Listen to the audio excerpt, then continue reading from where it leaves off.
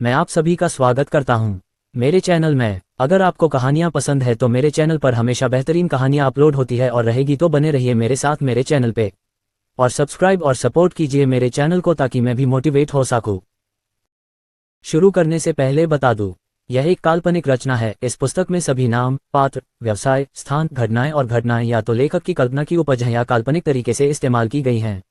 वास्तविक व्यक्तियों, जीवित या मृत, या वास्तविक घटनाओं से कोई भी समानता पूरी तरह से संयोग है। गुप्त ठिकाना। विलियम का दरवाजा खुला और उसके पिता, माँ और चाचा अंदर आए। कैसा रहा छोटे विली? तुम्हें कहाँ चोट लगी है? क्या तुम ठीक हो? क्या मैंने तुमसे नहीं कहा था कि कभी कोई लापरवाही मत करना? मोना ने पागलों की तरह उसके पास दौड़ते हुए कहा। मोना, विलियम अब एक आदमी है, उसे अपने दम पर कुछ चुनौतियों का सामना करना चाहिए, चाचा मुरेल ने कहा। लेकिन इस बार मिशन मुश्किल था। क्या होगा अगर वह पकड़ा गया? मोना ने अपने बेटे के बहुत करीब बैठते हुए कहा। वह नहीं होगा। छोटे विली का शिकार करना आसान नहीं है। उसके दिमाग और कौशल के साथ किसी के लिए भी उसे ढूंढना या उसे फंसाना बेहद मुश्किल होगा।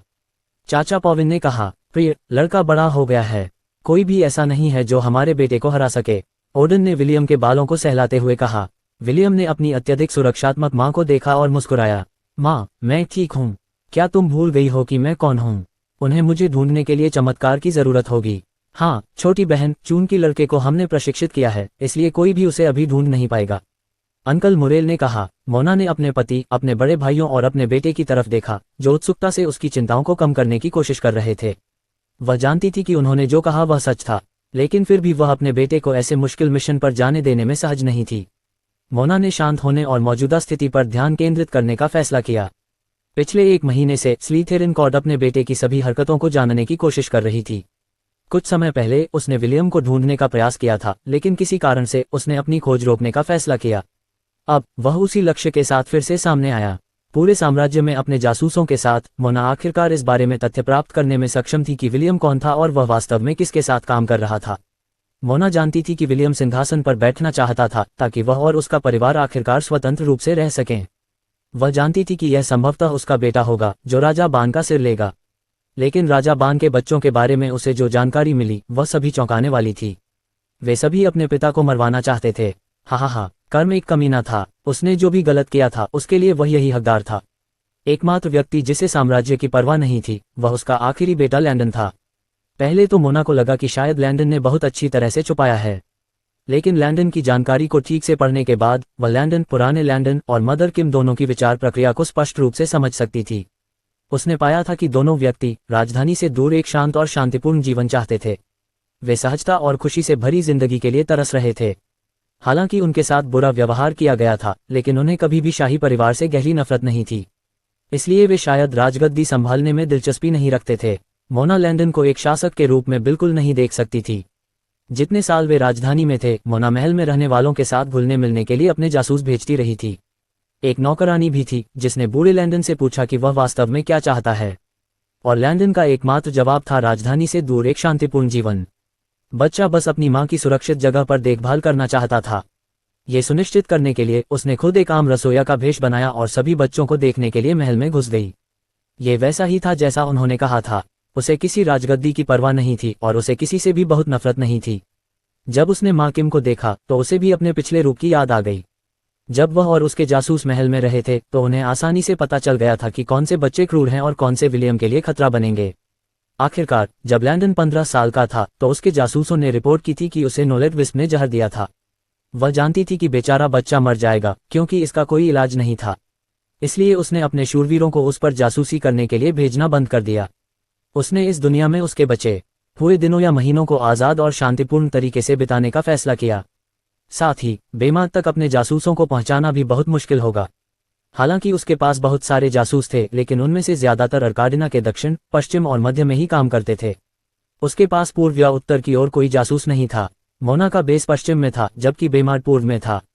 अच्छे मौसम में 8 महीने और खराब मौसम में 1 साल से ज्यादा समय उसे या उसके लोगों को पश्चिम से वहां पहुंचने में लगता था। ये बहुत परेशानी वाली बात थी और उन्हें शाही परिवार की निगरानी के लिए केंद्रीय क्षेत्र में और अधिक लोगों की आवश्यकता थी। राजकुमारों को दिए गए सभी शहर या तो दक्षिण या मध्य अर्काडिना के आसपास थे। दक्षिण डेफेरिस सीमाओं के करीब था, इसलिए उन लोगों के साथ किसी भी युद्ध की स्थिति में राजकुमार वहां जाकर लड़ सकते थे। अब उसे एहसास हुआ कि राजकुमार एली को स्लीथेरिन कॉर्ड से विलियम के बारे में जानकारी मिल सकती है। धिक्कार है। मजेदार बात यह थी कि एली ने विलियम के बारे में कोई जानकारी जारी नहीं की थी। इसके बजाय उसने विलियम की पहचान पर रोक लगा दी थी। स्लीथेरिन के एक आदमी को प्रताड़ित करने के बाद मोना को पता चला कि छोटा राजकुमार उसके बेटे को चुपचाप मारने की योजना बना रहा था ताकि कोई भी उसके अस्तित्व के बारे में कभी न जान सके।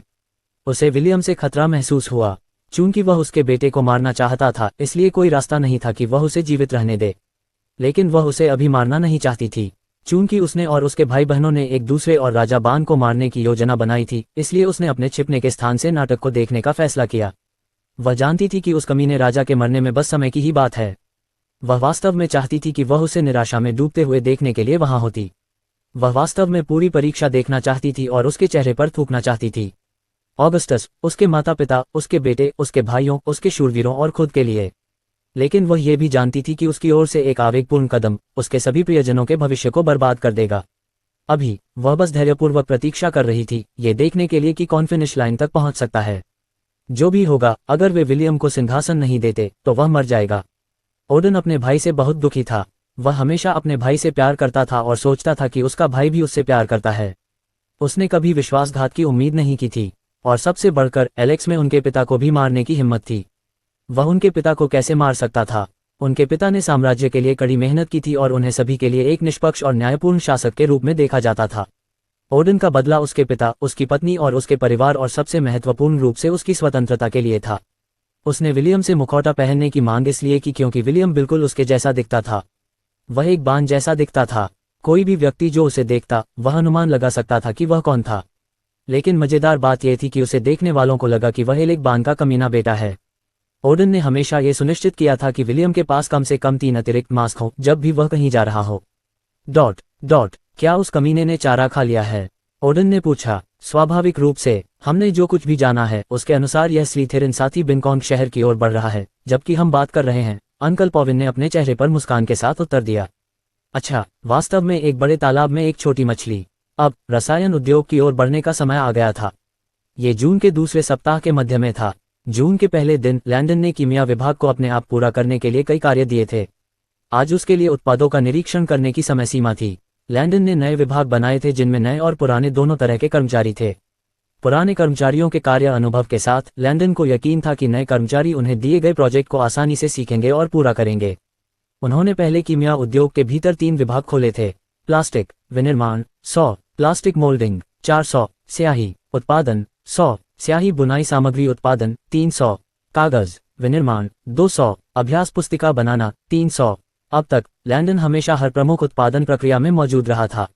लैंडन जानता था कि उसके पर्यवेक्षकों और कर्मचारियों को आगे बढ़ने के लिए उन्हें अपने दम पर काम करने की जरूरत थी। इस तरह वे अपने कौशल को बेहतर बना सकते थे और अपने ज्ञान को लगातार बढ़ा सकते थे। अगर वे प्रक्रिया के दौरान गलतियां करते हैं तो वे बाद में फिर से कोशिश कर सकते हैं। लैंडन ने उन्हें पूरी प्रक्रिया का विस्तृत विवरण दिया था, साथ ही प्रक्रिया से जुड़े सभी सुरक्षा खतरों के बारे में भी बताया था। उन्होंने उन्हें यह भी याद दिलाया था कि किसी को भी अपने सुरक्षा उपकरणों के बिना काम करने की अनुमति नहीं है। बेशक वह उन्हें यह बताने जा रहा था कि इन सभी उत्पादों को कैसे बनाया जाता है। वह चाहता था कि वे गलतियां करें और देखें कि वे क्यों विफल हुए। उदाहरण के लिए, धरती पर वापस आकर भले ही कोई लैंडन को केक बनाने के बारे में विस्तृत विवरण दे, फिर भी उसे यकीन था कि उसका पहला प्रयास ठीक नहीं होगा। अरे, वह ओवन में रहते हुए भी पूरा केक जला भी सकता है। कुछ लोग कभी कभी बेकिंग सोडा डालना भी भूल जाते हैं। केवल अभ्यास करके ही कोई अपने कौशल को निखार सकता है। कोई चाहे जितने भी YouTube वीडियो देख ले, इस बात की कोई गारंटी नहीं है कि कोई भी सिर्फ देखने से कुछ बना पाएगा। लैंडन को याद आया कि धरती पर वापस आकर उसने YouTube पर अनगिनत हेयर ट्यूटोरियल देखे थे। चाहे उसने कुछ भी किया हो, उसके बाल कभी भी GOT7 के JB जैसे नहीं निकले। जीवन बस निष्पक्ष नहीं था। वैसे भी इस मामले में भी यही हुआ।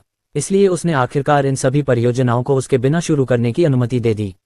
अब वह उत्पादों को देखना चाहता था और उनकी प्रतिक्रियाएं प्राप्त करना चाहता था। उसके सामने 3 प्लास्टिक के कप, 8 पेन और 3 अभ्यास पुस्तकें थीं। उसने उत्पादों को देखा और मुस्कुराया। चूंकि लैंडन ने उसे पहले प्लास्टिक बनाने से शुरुआत करने की सलाह दी थी, इसलिए उसने वैसा ही किया। जून के पहले ही दिन जब लैंडन ने चीफ विगिंस को प्रोजेक्ट दिया, वह बुरी तरह विफल हो गया था। जिस समय नेप्था को तोड़ा जा रहा था, विगिंस और कर्मचारियों ने नेप्था को थोड़ा जल्दी हटा दिया, जिससे ईथेन ठीक से नहीं बन पाया। रासायनिक प्रतिक्रिया अधूरी रह गई। कई बार वह उत्पादन प्रक्रिया में अन्य उत्प्रेरक जोड़ना भूल गया। और तीसरे दिन वह विभाग में पागलों की तरह चिल्लाने लगा। कर्मचारी भी उसके पागलपन में शामिल हो गए। वे आखिरकार सफल हुए। उन्हें लगा कि वह दिन उनके जीवन का सबसे अच्छा दिन था। दूसरी ओर स्याही एक अलग मामला था। उन्होंने कठिन तरीके से सीखा कि स्याही के कई अलग अलग प्रकार हैं जिनका उपयोग भी अलग अलग है। जलीय उदाहरण, कैमरों से तस्वीरें, पेस्ट स्याही वस्त्र और कागज की छपाई, बॉल पेन। तरल स्याही मुद्रण के लिए भी इस्तेमाल की जाती है। यूवी कंस्ट्रक्शन स्याही, इलेक्ट्रिकल प्रिंटर, लेटेक्स स्याही, वॉलपेपर, वाहन ग्राफिक्स। सूची आगे बढ़ती है। प्रत्येक स्याही प्रकार केवल कुछ रसायनों, एजेंटों, रेजिन और योजकों के साथ काम कर सकता है जो एक दूसरे से अलग हैं। एक बार उन्होंने गलती से एक विलायक का उपयोग किया था जो जलीय स्याही के लिए इस्तेमाल किया जाता था, पेस्ट जैसी स्याही के लिए इस्तेमाल किया जाता था। ये पूरी तरह से तबाही थी। उन्हें वाकई रोने का मन हुआ। ये किस तरह का मजाक था। चीफ विगिंस को अब समझ में आया कि लैंडन ने उन्हें पहले प्लास्टिक से शुरू करने का सुझाव क्यों दिया था। महामहिम के शब्दों में, पेन के लिए आवरण प्लास्टिक, कॉर्क और छोटी आंतरिक ट्यूब से बनाया गया था। साथ ही चूंकि अब कोई स्वचालित स्याही भरने वाली मशीन उपलब्ध नहीं थी, इसलिए लैंडन ने उनसे सुई सिरिंज जो प्लास्टिक से भी बनी होती हैं बनाने और छोटी ट्यूब में स्याही डालने के लिए कहा था। सिरिंज की सुइयां ही एकमात्र ऐसी चीज थी जो ट्यूब में फिट होने के लिए पर्याप्त छोटी थी। वे पेन भरने के लिए एकदम सही थीं। कागज अब तक का उनका सबसे अच्छा उत्पादन था। उत्पादन प्रक्रिया बाकी की तुलना में अधिक साफ और आसान थी। अब 10 जून था, अपने राजा को कुछ परिणाम दिखाने का समय। अब जबकि कीमिया विभाग में सब कुछ ठीक था, लैंडन ने टिम को पहले दिए गए असाइनमेंट की जांच करने का फैसला किया। आप सभी के लिए यह अनुभव कैसा रहा? उसने पूरे कमरे और चीफ विगिंस से भी पूछा। महाराज, पहले हम समझ नहीं पाते थे कि आप उच्च तापमान पर काम क्यों करते हैं, एक कर्मचारी ने उत्साह से कहा। या कम तापमान पर, दूसरे ने जोड़ा, उद्धरण चिन्ह। लेकिन अब हम समझ गए हैं महाराज, हमने पिछले कुछ दिनों में बहुत सारी गलतियां की हैं। एक बार हमने बहुत ज्यादा एडिटिव्स का इस्तेमाल किया और इससे उत्पाद बहुत खराब हो गया। उस समय को मत भूलिए जब हमने स्याही में बहुत ज्यादा सॉल्वेंट्स मिलाए थे। ये बिल्कुल सच है। ऐसे भी समय थे जब हमने प्रक्रिया के दौरान पर्याप्त रेजिन नहीं डाला। हर दिन हमें कम से कम 12 अलग अलग परीक्षण करने पड़ते थे। महाराज, मेरा दिमाग अभी संतृप्त है। मैंने संतृप्त शब्द का सही इस्तेमाल किया। क्या आपने सुना? अब मैं एक प्रतिभाशाली व्यक्ति हूँ। आपकी तरफ देखो, बस संतृप्ति। अब मैं एक वाक्य में समरूप शब्द का इस्तेमाल कर सकता हूँ। हा। वे हंसे जब उन्होंने लैंडन को अपना अनुभव सुनाया। लैंडन ने अपने मूर्ख कर्मचारियों को देखा और मुस्कुराया। वे अपनी उपलब्धियों पर वास्तव में खुश थे। अब वे भी होशियार महसूस कर रहे थे। केवल इसी तरह लोग आगे बढ़ सकते हैं। वास्तव में विगिंस ने भी समझा था कि लैंडन की मदद के बिना काम करना कितना मुश्किल था। जब लैंडन ने उन्हें किया तो कोई गलती या त्रुटि नहीं थी। वह इसे एक बार में ही पूरी तरह से कर लेता था। क्या वह इस समय इंसान भी था? पहले उन्हें लगता था कि यह आसान होगा क्योंकि महामहिम इसे ऐसे ही कर सकते थे। लेकिन जब उन्होंने इसे करना शुरू किया तो हर बार जब वे गलती करते थे तो उन्हें सचमुच पसीना आने लगता था। उन्होंने अपनी कई गलतियों के परिणामस्वरूप बहुत सारे अजीब दिखने वाले उत्पाद बनाए थे। एक बार उन्होंने प्रक्रिया में गलत रसायन डाल दिए और उत्पाद सोडा की तरह फूट पड़े, टैंक से बाहर निकल गए। विगिंस और कर्मचारी उस प्रतिक्रिया से चकित थे। विगिंस ने विशेष रूप से इसका उल्लेख किया और फैसला किया कि वह बाद में उस विशेष प्रतिक्रिया पर शोध करेंगे। कुछ कर्मचारी अब अधिक मेहनती हो गए थे और प्रक्रिया के बारे में अधिक पढ़ना और प्रश्न पूछना शुरू कर दिया था। वे जानना चाहते थे कि कैसे, क्यों, कब और क्या। वे अब इस बात को लेकर सतर्क थे कि उन्हें कच्चे माल के रूप में कितना डालना चाहिए। ये वह प्रभाव था जिसे लैंडन प्राप्त करना चाहता था। वह चाहता था कि वे स्वयं सोचें। Riverdale city. अब हम क्या करें? बैरन रोजर्स ने कमरे में इधर उधर घूमते हुए घबराहट में पूछा। अरे, ये कैसे हो सकता है? क्या उसके आसपास कोई मजबूत ताकतें हैं? सिटी लॉर्ड शैनन ने पूछा। असंभव, बैरन रोजर्स चिल्लाए। सिटी लॉर्ड शैनन ने सहमति में अपना सिर हिलाया। तुम सही हो। मेरा अनुमान है कि कमांडर लुसियस ने डम्बो को मार डाला। आखिरकार वह साम्राज्य के सबसे मजबूत लोगों में से एक था। उसके पास इतने अनुभव के साथ यह कोई आश्चर्य की बात नहीं थी कि डम्बो उसका मुकाबला नहीं कर सकता था। सिटी लॉर्ड शैनन ने कहा। बैरन रोजर्स ने सिटी लॉर्ड शैनन की तरफ देखा और 2 कदम पीछे हट गए। उस आदमी की मुस्कान किसी को भी चीखने पर मजबूर कर सकती थी। इस बार कोई गलती नहीं होगी। लैंडन ने बारीक भूरे रंग के सीमेंट कणों को देखा और प्रसन्न हुआ। उसने ये भी देखा कि सीमेंट के 2000 से ज्यादा ब्लॉक पहले से ही बने हुए थे। महीने की शुरुआत में लैंडन ने एक सीमेंट बनाने वाला विभाग बनाया था और इसके लिए 900 कर्मचारी आवंटित किए थे। लैंडन ने उन्हें 2 समूहों में विभाजित किया। सीमेंट उत्पादन 100, सीमेंट ब्लॉक मोल्डिंग 800। लैंडन खुश था कि सब कुछ योजना के अनुसार चल रहा था। जून के इस महीने के लिए उसने हर विभाग को पूरा करने के लिए नए कार्य दिए थे। खाद्य उद्योग ने मसाले, सिरका और तेल बनाया, जबकि कीमियागर उद्योग ने प्लास्टिक, स्याही और कागज बनाया। और अंत में निर्माण उद्योग ने सीमेंट बनाने पर ध्यान केंद्रित किया। लैंडन ने फैसला किया कि अभी के लिए प्रत्येक उद्योग को अपने दिए गए कार्यों पर ध्यान केंद्रित करना चाहिए। महाराज, क्या आपको लगता है कि हमें अभी निर्माण शुरू कर देना चाहिए? टिम ने उत्सुकता से पूछा। अभी नहीं, कम से कम जुलाई तक। साथ ही हमें इसके लिए और लोगों की जरूरत है, और कुछ और चीजें हैं जिनके बारे में मुझे आप सभी को जानकारी चाहिए, इससे पहले कि हम पूरी तरह से काम शुरू कर सकें। उद्धरण चिन्ह। लैंडन को पहले से ही पता था कि उसे आवास के लिए कुछ बुनियादी जरूरतों की कमी है, इसलिए उसने इसे तब तक टालने का फैसला किया जब तक उसके पास और लोग नहीं आ गए, और जब तक वह अपनी जरूरत की सारी चीजें नहीं बना लेता। अपने मिशन को पूरा करने के लिए लैंडन को बेमाड में सभी मूल 1500 लोगों के लिए घर बनाने की जरूरत थी। एक बार जब वह उन सभी को घर दे देता तो वह आखिरकार इस चरण को पार कर सकता था और सिस्टम से चिकित्सा पुरस्कार प्राप्त कर सकता था। वह ये भी जानता था कि उसे इन घरों को ज्यादा से ज्यादा नवंबर के मध्य, जो कि सर्दी थी, से पहले बनाना होगा। उसने पहले ही मन बना लिया था कि सितंबर से पहले वह एक जल सीवेज उपचार संयंत्र, विद्युत संयंत्र और केंद्रीय हीटिंग संयंत्र बनाएगा। चूंकि वह केवल बेमाड के भीतर ही इन सभी की आपूर्ति कर रहा था, इसलिए संयंत्र का आकार बहुत बड़ा होने की जरूरत नहीं थी। धरती पर जो संयंत्र बड़े थे वे आमतौर पर एक साथ 3 से ज्यादा शहरों को पानी या बिजली की आपूर्ति करते थे। लैंडन एक शहर के साथ काम कर रहा था, इसलिए उसे बहुत बड़ा शहर होने की जरूरत नहीं थी। जब लैंडन टिम से बात कर रहा था तो उसने अपने एक सैनिक को उसकी ओर भागते हुए देखा। महाराज, एक युद्ध दूत आ गया है। लैंडन को सिस्टम द्वारा उसके आगमन के बारे में पहले ही सूचित कर दिया गया था, लेकिन उसने प्रतीक्षा करना चुना क्योंकि सिस्टम ने उसे सूचित किया था कि केवल एक व्यक्ति बेमाड की ओर जा रहा था। साथ ही ये दिन का उजाला था। दिन में एक आदमी क्या कर सकता था? अरे, अभी तो केवल 11 बजे थे। लैंडन को पूरा भरोसा था कि गेट पर मौजूद उसके लोग स्थिति को संभालने में सक्षम होंगे, चाहे कुछ भी हो। लोगों ने लैंडन के अनुरोध के अनुसार उस आदमी को बेमाड में कदम रखने की अनुमति नहीं दी। अभी के लिए लैंडन नहीं चाहता था कि बेमाड में अब तक हुए किसी भी बदलाव को कोई देखे, इसलिए उसने लोगों को बेमाड में किसी भी ऐसे व्यक्ति को प्रवेश करने से मना कर दिया जिसे मदद की सख्त जरूरत नहीं थी। लेकिन लैंडन युद्ध की इस अचानक घोषणा से वाकई हैरान था। इस युग में जहां शूरवीर और कुलीन लोग थे, किसी भी आने वाली लड़ाई की सूचना हमेशा मिल जाती थी। लड़ाई शुरू होने से पहले शूरवीर बहुत गर्वित लोग थे। वे छिपकर लोगों को मारने के बजाय अपनी ताकत साबित करने में विश्वास करते थे। ये सम्मानजनक नहीं था। दूसरी ओर गिरोह और हत्यारे एक अलग मामला थे। वे आपको कोई पूर्व सूचना नहीं देते थे और अंधेरे में तुरंत आप पर हमला कर देते थे। शूरवीर क्षेत्र पर लड़ाई करते समय महिलाओं और बच्चों को मारने में विश्वास नहीं करते थे, इसलिए वे अपने शिकार को ये बताने के लिए दूत भेजते थे कि अगर वे आत्मसमर्पण नहीं करते हैं तो इस प्रक्रिया में उनकी महिलाओं और बच्चों को मार दिया जा सकता है। लैंडन को पता था कि अगर उनके दुश्मन ने उन्हें सूचना दी तो इसका मतलब होगा कि हमलावर पूरी तरह से शूरवीर हैं या शूरवीरों और गिरोहों का एक समूह है। किसी भी तरह कोई भी शूरवीर यह सुनिश्चित किए बिना नहीं लड़ेगा कि उनके दुश्मनों तक कोई पत्र पहुंचाया गया है, क्योंकि अधिकांश साम्राज्यों के बीच यही नियम था। बोमन वहां 30 मिनट से अधिक समय से खड़ा था और बहुत गुस्सा हो रहा था। वे खुद को क्या समझ रहे थे? क्या ये जगह कोई सुनसान इलाका नहीं था?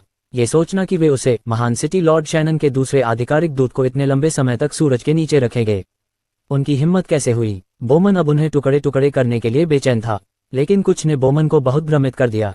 जब वह रिवरडेल से निकला तो सिटी लॉर्ड शैनन ने उसे ग्रीनेगोल्ड शहर जाने और वहां अपना कार्यभार संभालने के लिए कहा था।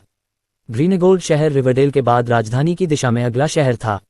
ग्रीनेगोल्ड शहर क्यों जाना है? केवल रिवर्स करके बेमाड की ओर जाने के लिए। यह उसके लिए कोई मतलब नहीं था। क्या वह रिवरडेल छोड़कर अपने घोड़े पर सवार होकर बेमाड की ओर नहीं जा सकता था? बोमन शहर के स्वामी शैनन की चालाकी को समझ नहीं पाया, इसलिए उसने इसे भूलने का फैसला किया। आखिरकार वह उस आदमी के लिए सिर्फ एक संदेशवाहक और एक सैनिक था। वह अपने घोड़े पर बैठा और उसने देखा कि 3 आदमी उसकी ओर आ रहे हैं।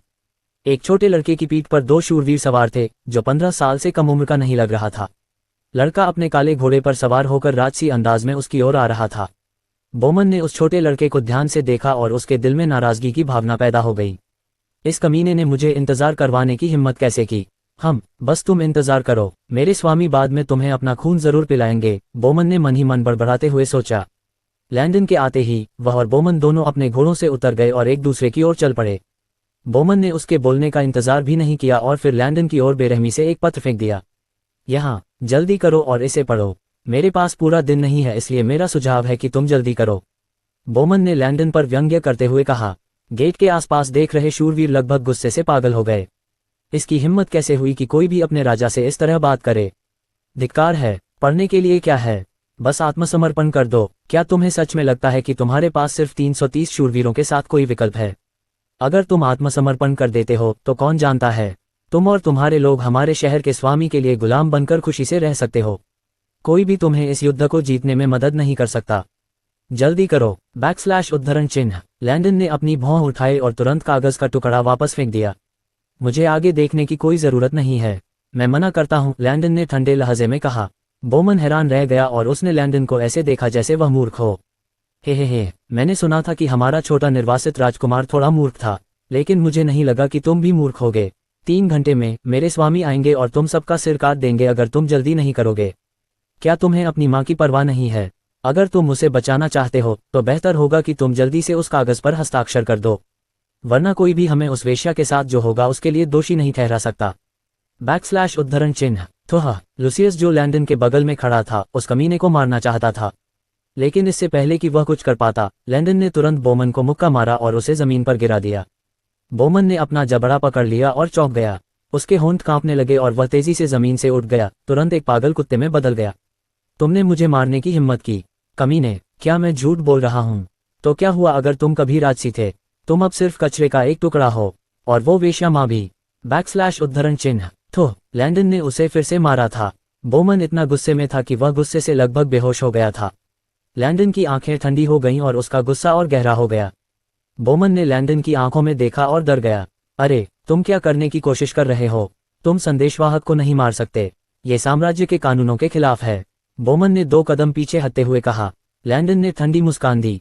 मैं तुम्हें याद दिलाना चाहूंगा कि बेमाद साम्राज्य का हिस्सा नहीं है न? लैंडन ने उसके करीब आते हुए कहा। तुम जल्दबाजी न करो, बेहतर होगा कि तुम उस कागज पर जल्दी से दस्तखत कर दो, इससे पहले कि लॉर्ड शैनन यहाँ आ जाएं। कोई तुम्हारी मदद नहीं कर सकता। उद्धरण चिन्ह। लैंडन की हत्या की मंशा बढ़ गई और बोमन को बहुत पसीना आने लगा। तो तुम चाहते हो कि मैं अपने लोगों को तुम्हारे लॉर्ड का गुलाम बनने दूं? हा, मैं किसी की मदद पर शर्त नहीं लगा रहा था। अपने लॉर्ड से कहो कि मैं मना करता हूँ।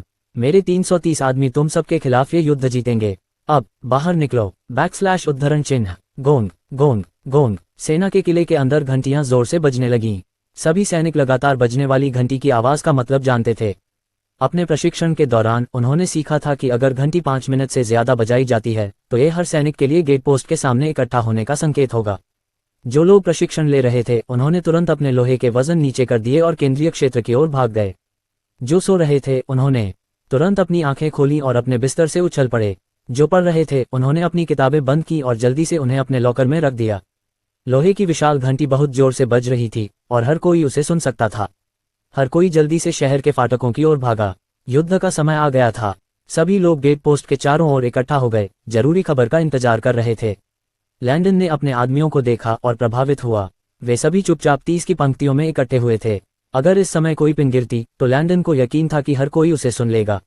आज एक दुश्मन बेमार पर हमला करने की कोशिश कर रहा है। मुझे नहीं पता कि मुझे उन्हें बहादुर कहना चाहिए या सिर्फ बेवकूफ। आप सभी ने अनुकरणीय सैनिक बनने के लिए रात और दिन दोनों समय प्रशिक्षण लिया है। आप सभी इस दुनिया के कई सैनिकों से ज्यादा शक्तिशाली हैं और मुझे अब तक आपके कौशल पर पूरा भरोसा है। चाहे दुश्मन के शासन में कितने भी शूरवीर हों, वे आज की लड़ाई हार जाएंगे। मैं आपको शूरवीरों और सैनिकों के बीच का असली अंतर दिखाऊंगा। मैं आपको दिखाऊंगा कि आप क्यों आश्वस्त हो सकते हैं और आप शूरवीरों से बेहतर क्यों हैं। आज मैं आपको बेमार की सेना की ताकत दिखाऊंगा। अब हमारी पहली लड़ाई जीतने का समय आ गया है। बेमार के लिए, सैनिकों ने चिल्लाकर जवाब दिया। लैंडन ने योजना बनाई थी कि इस युद्ध के लिए वह जीतने के लिए अपने मूल 330 सैनिकों का ही उपयोग करेगा। वह उन्हें दीवारों पर लगी सभी तोपों पर नियुक्त करेगा और फिर दुश्मनों से निपटेगा। कुछ लोग उत्साहित थे जबकि अन्य इस बात को लेकर उत्सुक थे कि वे युद्ध कैसे जीतने जा रहे हैं। बाकी लोगों ने शहर की दीवारों से युद्ध को देखने के लिए डिकोड किया। पिछली बार जब लैंडन ने तोप का परीक्षण किया था तो 90% नए भर्ती मौजूद नहीं थे। साथ ही उन्होंने कुछ वॉरंट सैनिकों को अभ्यास करते देखा था, फिर भी वे निश्चित नहीं थे कि क्या तोप वास्तव में उनके दुश्मनों को भारी नुकसान पहुंचा सकती है। लैंडन इस अवसर का उपयोग ये साबित करने के लिए करना चाहता था कि तोपें कितनी ताकत और नुकसान पहुंचा सकती हैं। जब वे प्रतीक्षा कर रहे थे तो लैंडन ने लोगों को बारूद की थैलियां लाने और प्रत्येक तोप के किनारे रखने को कहा। लैंडन ने युद्ध के लिए उपयोग की जाने वाली युद्ध संरचना और रणनीति के बारे में भी बताया। उसने उन्हें दिखाया कि प्रत्येक तोप को किस ओर इंगित किया जाना चाहिए और उनका ध्यान किस ओर होना चाहिए। वह नहीं चाहता था कि लोग अपने दुश्मनों पर बिना किसी उद्देश्य के गोलियां चलाते रहें। इसलिए तोप युद्ध संरचनाएं बहुत महत्वपूर्ण थीं। शहर के स्वामी शैनन ने अपनी योजना बी के रूप में अपने क्षेत्र से 11,500 शूरवीरों को इकट्ठा किया था। 11,500 शूरवीरों के साथ कोई रास्ता नहीं था कि वे मात्र 330 शूरवीरों से हार जाते। चाहे कमांडर लुसियस ने हस्तक्षेप किया हो या नहीं, हर कोई जानता था कि लैंडन के पास कितने शूरवीर थे। शैनन के लिए ये युद्ध एक तरफा नरसंहार से ज्यादा कुछ नहीं था। भले ही लैंडन ने शांतिपूर्वक आत्मसमर्पण कर दिया हो, फिर भी वह उसे मार देगा। उसने शहर के सभी लोगों को मारने की भी योजना बनाई थी। उसे यकीन था कि अगर टिम मेयर को खदानों के बारे में पता था तो निश्चित रूप से श्रमिकों को भी पता होगा। समस्याओं से जड़ से निपटना बेहतर था। उन सभी को मार डालो। मरे हुए लोग कभी कोई कहानी नहीं सुना सकते। शहर के स्वामी के रूप में वह केवल 6,000 शूरवीरों का हकदार था, लेकिन पिछले कुछ वर्षों में वह अपने क्षेत्र में बैरन से शूरवीरों का शिकार कर रहा था, और अब उसके पास गुप्त रूप से 12,000 शूरवीर थे। उसने 500 लोगों को रिवरडेल शहर में वापस रखा था और बाकी लोगों को सूचित किया था कि वे राजधानी की ओर जा रहे हैं। 500 लोग, बैरन और बाकी सभी, नहीं जानते थे कि 11,500 कहाँ जा रहे थे। अधिकांश लोगों ने सोचा कि शायद शहर के स्वामी को राजधानी से एक जरूरी संदेश मिला है। 1 महीने पहले उसे राजा बान से एक पत्र मिला था जिसमें डेफेरस के साम्राज्य के साथ आगामी युद्ध के बारे में बताया गया था। उसे असाइनमेंट ब्रीफिंग के लिए राजधानी की ओर अपने सैनिकों को लाने का काम सौंपा गया था। उसने फैसला किया कि वह इस अवसर का उपयोग लैंडन पर हमला करने के लिए करेगा ताकि किसी को भी उस पर शक न हो। यह एकदम सही योजना थी। अगर वह पहले से ही राजधानी की ओर जा रहा था तो कोई भी उस पर लैंडन की मौत के लिए शक कैसे कर सकता था। अब या कभी नहीं। जब 11,500 शूरवीर शहर छोड़ रहे थे तो वे भी बेहद भ्रमित थे। वे ग्रीनगोल्ड शहर की दिशा में चले गए, लेकिन दलदलों से गुजरते हुए उन्हें बेमार्ट की ओर वापस जाना पड़ा। एक बार जब वे बेमार्ट के करीब पहुंच गए तो वे जल्दी से सड़क पर वापस चले गए और अपनी यात्रा जारी रखी। इस बिंदु पर पुरुषों को यकीन था कि उनका स्वामी सब कुछ गुप्त रखना चाहता था, तो यह निश्चित रूप से एक गुप्त मिशन था। शहर के स्वामी शैनन ने उन्हें शपथ दिलाई जिसमें कहा गया था कि अगर वे इस युद्ध के बारे में कोई भी जानकारी जारी करेंगे तो उनके परिवारों को जिंदा जला दिया जाएगा। जब पुरुषों ने शपथ लेना समाप्त किया तो उनकी पीठ पर ठंडा पसीना था। उनमें से अधिकांश की पहले से ही बेटियां, पत्नियां या बेटे थे, और वे अपने परिवार की जान जोखिम में नहीं डालना चाहते थे। जिनकी शादी नहीं हुई थी वे अभी भी अपने माता पिता, भाई बहनों और अन्य प्रियजनों के साथ खतरे में थे। वे जानते थे कि उनका स्वामी कितना क्रूर हो सकता है, इसलिए उन्होंने पहले ही सब कुछ गुप्त रखने की कसम खा ली थी। शहर के स्वामी शैनन, बैरन रोजर और शूरवीरों ने देखा कि एक बुरी तरह से घायल बोमन उनकी ओर आ रहा है और वे रुक गए। मेरे स्वामी, आपको मेरे लिए न्याय मांगना चाहिए, बोमन चिल्लाया और वह उनके पास गया। हर कोई उसके बैंगनी गालों को देख रहा था और अनुमान लगा सकता था कि उसके साथ क्या हुआ था। मुझे विस्तार से बताओ कि क्या हुआ था, शहर के स्वामी शैनन ने कहा। मेरे स्वामी, वे आपको बिल्कुल भी पसंद नहीं कर रहे थे। उस बदमाश ने कुछ भी हस्ताक्षर करने से इनकार कर दिया। ऐसा लगता है कि वे आपके गुलाम बनने के बजाय मरना पसंद करेंगे, मेरे स्वामी, बोमन ने कहा। जैसे ही बोमन ने कहानी का अपना खुद का बनाया हुआ संस्करण सुनाया, शूरवीरों में अब लड़ने की इच्छा शक्ति आ गई। शूरवीरों के रूप में वे बोमन की कहानी के बिना अपनी तलवारें नहीं उठाते। उन्हें ये सुनिश्चित करने की जरूरत थी कि जिस शहर पर वे हमला कर रहे थे उसे उनके हमले के बारे में पता हो। इस तरह वे अपनी पूरी ताकत से लड़ सकते थे। साम्राज्य के नियम सख्त थे। कोई भी शूरवीर नियमों का पालन न करने के परिणाम भुगतने को तैयार नहीं था। यही कारण था कि शहर के स्वामी शैनन ने बोमन को भेजा था ताकि वह पुरुषों को लड़ने के लिए मना सके। एक बार जब वे जीत जाते तो ये शहर के सभी लोगों को मारने का एक बढ़िया बहाना बन जाता। आखिरकार उसने लैंडन को महिलाओं और बच्चों दोनों को बचाने का विकल्प दिया था, लेकिन लैंडन ने मना कर दिया। ये शहर के स्वामी शैनन के लिए एकदम सही था। वह मूर्ख है, चूंकि वह चीजों को कठिन तरीके से करना चाहता है, इसलिए हम उसके साथ खेलेंगे। जैसे ही सिटी लॉर्ड शैनन ने अपने शूरवीरों को देखा, उसके चेहरे पर एक जानलेवा मुस्कान उभर आई। बस एक नज़र में कोई भी बता सकता था कि इन शूरवीरों के पास वर्षों का अनुभव और प्रशिक्षण था। उनकी मांसपेशियां बहुत बड़ी थीं और उनका रूप ऐसा लग रहा था जैसे वे अभी अभी नरक के गड्ढों से रेंगकर बाहर आए हों। वे युद्ध के लिए तैयार थे। सिटी लॉर्ड शैनन ने अपने आदमियों के साथ कई लड़ाइयां लड़ी थीं। उन्होंने रिवरडेल शहर का विस्तार किया था और वर्षों में कई सीमा युद्ध भी लड़े थे। उनके शूरवीर मजबूत, गर्वित, बहुत मजबूत और सबसे बढ़कर उनके प्रति बेहद वफादार और भयभीत थे। वे जानते थे कि उनका स्वामी क्या कर सकता है और कभी भी अपने स्वामी को एक सेकंड के लिए भी चुनौती देने के बारे में नहीं सोचा। उनका स्वामी एक क्रूर और डरावना आदमी था जो लोहे के हाथों से रिवरडेल पर शासन करता था। उसके 30% आदमी राजधानी के शीर्ष शूरवीरों जितने अच्छे थे। उसने गुप्त रूप से अपने अधिकांश संसाधनों और समय को इन लोगों को साम्राज्य में सर्वश्रेष्ठ में से एक बनाने के लिए प्रशिक्षित करने में खर्च किया था। बेशक उसने ये सब राजा बन की चौकस निगाहों से दूर किया। जब भी वह राजधानी जाता तो अपने साथ अपने 40% सैनिक ही ले जाता। वह समूह में सबसे कमजोर और सबसे मजबूत दोनों को मिला देता ताकि उसके प्रति किसी भी तरह के संदेह को छिपाया जा सके। जब उसने अपने शूरवीरों को देखा तो उसे पूरा भरोसा था कि उसकी अविनाशी टीम आसानी से बेमार्ट को जीत लेगी। शेर की तुलना चींटी से कैसे की जा सकती है? शूरवीरों ने लोहे की कठोर ढालें और लंबी तीखी तलवारें ले रखी थीं और वे बेमार की ओर तेजी से बढ़ रहे थे। महाराज, हमें 1 घंटे में बेमार पहुंच जाना चाहिए। क्या हमें कल सुबह सबसे पहले शिविर बनाकर हमला करना चाहिए? उसके दूसरे कमांडर ने पूछा। क्या हमें इतने छोटे शहर को हराने के लिए बाहर सोना पड़ेगा? हम दोपहर 2 बजे पहुंचेंगे। एक बार जब हम पहुंच जाएंगे तो हम शुरू होने से पहले 30 मिनट के लिए लोगों को आराम देंगे। आज रात मैं रिवरडेल में अपने बिस्तर पर लेटना चाहता हूं। सिटी लॉर्ड शैनन ने आदेश दिया। मुझे लगता है कि हमें अतिरिक्त सावधानी बरतनी चाहिए, क्योंकि हो सकता है कि उस बदमाश के पास और भी तरकीबें हों। बैरन रोजर्स ने सलाह दी। चाहे उसके पास कितनी भी तरकीबें क्यों न हो, वह मेरे लोगों के खिलाफ जीत नहीं सकता। उसके पास सिर्फ 330 शूरवीर थे। ये कैसे संभव है? सिटी लॉर्ड शैनन ने व्यंग्य किया। बैरन रोजर्स ने भी सोचा कि सिटी लॉर्ड शैनन ने जो कहा वह सही था। वास्तव में यह कोई संभावना नहीं थी। यहाँ से क्या तुम राजधानी की ओर वापस जा रहे हो? उद्धरण चिन्ह। सीमा युद्धों के और अधिक भयंकर होने के कारण राजा ने मुझे इस बार युद्धों में सहायता करने के लिए बुलाया था। यहाँ युद्ध समाप्त करने के बाद मैं अपने आधे लोगों को तुम्हारे साथ बेमाद में छोड़ दूंगा। बेमाद से किसी को भी बाहर रखने के लिए तुम्हें जो करना है करो। सीमा युद्ध के बाद मैं तुम्हारी और सहायता करने के लिए वापस आऊंगा। सिटी लॉर्ड शैनन ने कहा। उसे जो संदेश मिला था उसमें युद्ध की प्रगति का उल्लेख नहीं था, लेकिन कुछ सीमा चौकियों पर अतिरिक्त हाथों की आवश्यकता का वर्णन किया गया था। डेफेरस अपने कार्यों के साथ और अधिक साहसी होता जा रहा था। अर्काडिना का साम्राज्य महाद्वीप के भीतर सबसे बड़ा साम्राज्य था। कोई कह सकता है कि यह डेफेरस के आकार का लगभग 2 गुना था। लालच, ईर्ष्या और जलन ने इस कभी न खत्म होने वाले युद्ध को जन्म दिया था। लेकिन राजा बान द्वारा बैकअप के रूप में अधिक सैनिकों को भेजने का मतलब था कि युद्ध शायद उनकी योजना के अनुसार नहीं चल रहा था। राजा बान कभी भी किसी छोटे साम्राज्य को अपनी भूमि का कुछ हिस्सा लेकर उसका अपमान करने की अनुमति नहीं दे सकता था। यह उसके मृत शरीर पर ही होना चाहिए। भले ही उसे अपने साम्राज्य के सभी लोगों का उपयोग करना पड़े, वह खुशी खुशी वह बलिदान देगा, बशर्ते उसकी भूमि का कोई हिस्सा कम ना हो। एक और कारण था कि शहर के स्वामी शैनन सीमा युद्ध में भाग लेने के लिए उत्साहित थे। यदि वह बहुत अच्छा प्रदर्शन करता तो राजा उसे वह सब कुछ देता जिसकी उसे आवश्यकता होती। वह स्वयं हमेशा साम्राज्य के पूरे पश्चिमी क्षेत्र को नियंत्रित करना चाहता था। ये सही था। कोई भी राजकुमार पश्चिम में स्थित नहीं था और कोई बड़ी शक्ति लगातार उसके गले में दम नहीं कर रही थी, इसलिए वह आसानी से साम्राज्य के भीतर एक छोटा राजा बन सकता था। कौन जानता है, शायद वह पश्चिमी क्षेत्र को साम्राज्य से अलग करने के लिए पर्याप्त सेना जुटा सके।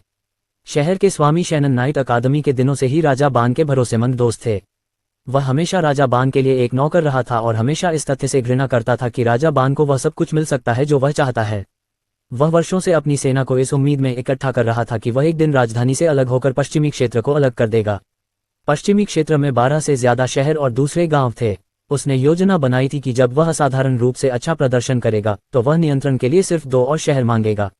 एक बार जब वह उन शहरों के बैरन को सफलतापूर्वक जीत लेगा तो वह पूरे पश्चिमी क्षेत्र को जीतने के लिए छाया में आगे बढ़ेगा। सत्ता किसे पसंद नहीं होती। मूल रूप से रिवरडेल सिर्फ एक छोटा शहर था, लेकिन जैसे जैसे समय बीतता गया शहर के स्वामी शैनन ने इलाके के आसपास के गांवों पर हमला कर दिया, जिससे शहर बड़ा हो गया। लेकिन वह अभी भी संतुष्ट नहीं था। उसने बहुत लंबे समय तक राजा बान को चमकते देखा था।